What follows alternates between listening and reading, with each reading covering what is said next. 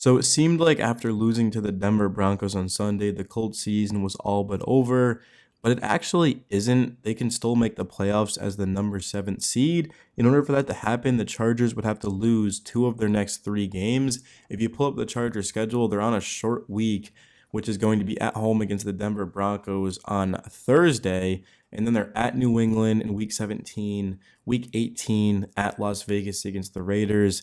We saw the Patriots and the Colts have a close competitive game. We hadn't won in Foxborough since 2006. It had been a long ass time. But Drake May's playing well. The Patriots, although they're completely out of playoff contention at this point, they've got like 3 wins. That's not a gimme for the Chargers. It really isn't. The Denver game concerns me because the Broncos are 9-5. They don't have the tiebreaker against the Chargers, so that might incentivize them to go really hard. But with Sertan limping off the field, just I don't know. There's just something about that game where I'm very very nervous, but also I do think the Broncos have a chance to win that. The Chargers, it's a must-win game. The Broncos can kind of afford to lose it, but I do think honestly that the Broncos are a better football team, so we'll have to wait and see on that. New England game, we talked about that, and then at Las Vegas, it is a road game. The Raiders, let's say the Chargers lose one of their next 2 games, and the Raiders look at that and they say, "Hey, look, we can knock out the Chargers from going to the playoffs. Let's bring it." I mean, I know it sounds stupid. I'm not saying that NFL teams are thinking that, but I don't think it's that unrealistic just to have that mindset too. Like imagine if the Colts were going up against the Jaguars who needed to win to make the playoffs and it was in our building. We'd go hard. We'd go super hard. To me, I would approach that as a playoff game. I would. So maybe the Colts will get some help from the Raiders, Patriots, and the Broncos. But if the Chargers lose 2 of their next 3 games and the Colts win their next 3 games, they go to the playoffs. Let's say the Colts lose one of their next 3, the Broncos end up losing out, the Bengals win out, or the Chargers just flat out lose out and the Bengals win out, then the Bengals go to the playoffs. Obviously, the Bengals have a better chance than the Colts of beating the Bills or the Chiefs. I don't think we'd even have a 5% chance to beat one of those 2 teams.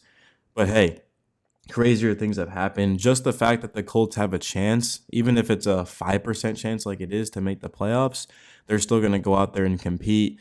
I do think there's a big issue in this organization, though. Shane Steichen, I haven't liked his answers in press conferences lately. He was talking about veterans and would they be motivated playing against the Titans this week? And he said that yeah, it's another game against the Titans. That's what motivates us. Another game.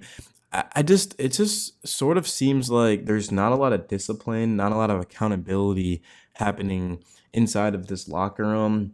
We saw Jonathan Taylor, who ended up dropping a ball like literally what half of a yard, if that, from scoring. But he owned up to it. He said it'll never happen again. He's like, we would have had 6 more points on the board. That's all I know. You could tell he was frustrated. He was devastated. Guys had his back, which I do appreciate guys having JT's back. I don't think it would have been necessarily right to just throw JT to the bench. But also, you got to have a talk and you say, hey, look, that's not who we are as an organization. We're better than that. You just, potentially could have like costed us the game. Like you got to clean that up. It just doesn't seem like the Colts are on the level of some of these top tier teams, to say the least. And obviously, I'm being very, very generous because I'm a Colts fan and I love this team. And I don't want to pull up Pat McAfee of what happened, of course, when he started talking about AR. But Pat McAfee, he was actually right if you think about it. He was right about how you would never see a quarterback of another team, a good team at least, tap out. You would never see a running back of another good team drop the ball like that. It's just things that are happening with the Colts. And that starts, of course, with the coaching and Shane Steichen. Steichen called a great game to start off. We marched down the field. We scored. Anthony Richardson design run, 20-yard run or whatever for the tutty. And then after that, there was nothing. Adonai Mitchell has been one of the least productive receivers in football this year. And I'm not exaggerating. I mean, literally, I'll give you guys a stat. For those of you that are still listening to me, 4.5 in, I'll give you guys a stat. Just so you know, I'm not talking out of my ass. So A.D. Mitchell, you take a look at his 40.8 catch percentage. He's caught 20 of his 49 targets, ranks 188th out of 191 qualifying pass catchers, 33rd out of 36 rookies. In terms of Mitchell, I also didn't like his response to that play where he threw, well, it wasn't a pick six, it was ruled a fumble recovery for a touchdown. But he said that he did the play. He did not take any action for not running the play well. Because yes, the Colts designed that play. He did what he was supposed to, but he held on the ball for too long. You have to notice as well that Nick Benito looked at Anthony Richardson, saw him moving back, and he read the play.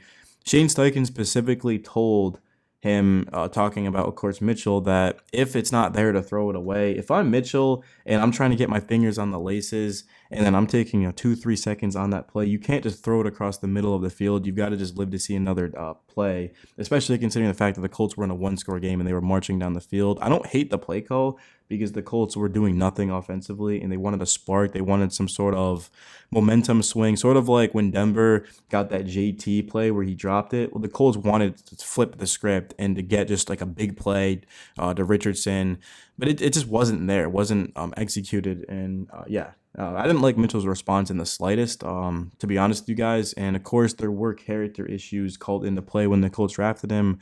Sort of bypassed it just because of the talent, but that kind of shows right there. I mean, if I was in Mitchell's shoes and I basically lost my team the game to that point, after that, the Colts were not coming back from that, or at least I played a part in it. I mean, I would be frustrated. I would have been like, we practiced it, but I just didn't execute it. Well, I don't know, but yeah, that's annoying. But there's a lot of things going wrong right now in this organization, but they've still got a chance. And sure, the Colts absolutely could, let's say they win their next two, the Chargers lose their next two, and the Colts, week 18, Jacksonville, win and you're in, and they lose that. Like, who knows what's going to happen? But in terms of the direction of this team moving forward, I do think there's going to be some big changes made just because of the backlash. If the Colts had lost to Denver, let's say 24-21, and they played a great game, their best game on both sides, then okay. But the way they lost, man, I haven't heard anything from Jim Irsay, but it's not been great around the league. I mean, everyone's been talking about it. And I do think, honestly, Shane Steichen will keep his job. Steichen deserves a lot of blame this season, but I don't think he should be fired. I think Gus Bradley definitely will be let go of. I think Chris Ballard will be let go of. And I mean, he's been the GM of this team since 2014. The Colts have 0 divisional titles to show for it. They've only made the playoffs, twice since then, I want to say. I mean, we made the playoffs in 2020. We made the playoffs in 2018. Honestly, 2014 was the year I think we lost to the Patriots. So there just hasn't been a lot of success because you got to realize that teams in the NFL are competing for championships. And if you're not even winning the division, that's a serious problem. Even the Jags have a couple of divisional titles since Chris Ballard took over as this general manager. And he is under contract since 2026. So again, the Colts, they're paying 3 head coaches right now who aren't even coaching for them. They're going to be more than likely paying Chris Ballard, who won't be GMing for them. I do think the Colts should seriously consider Louis Riddick as their general manager. I saw a tweet on this, and I completely agree. He's got a lot of connections. He definitely knows the game very well. Mike Vrabel would be interesting, but I want to see another year of Steichen and Richardson. I think it's too early to give up on those two. Also, in terms of the roster, it is a veteran-led roster. I know it's easy to look at the Colts and think we're a young team, but it's actually a very veteran-heavy team. It's not an old team by any means, but its majority of it is veterans. So I think the Colts should go out there, get a little bit aggressive in free agency and in the draft. We're going to be, I think, 17th in terms of cap space. We can get all the way up to around 10 if we, like Roquan Davis, for example, if we cut him. This is a big offseason. This is the biggest offseason the Colts have had. Maybe, I don't know about ever, but it's right up there. I mean, this is a huge offseason too, because the Colts, this should have been a year where they won the division. The Texans, they are 9-5, but Titans and the Jags haven't done anything this year. This was the type of year, especially because the Colts have one of the easier schedules in football. Like, look at who we lost to. Like the Jags game, 37-34 shootout. We lost to the Texans twice. If you take both L's, that's by 5 points differential. The Vikings game, we should have won that.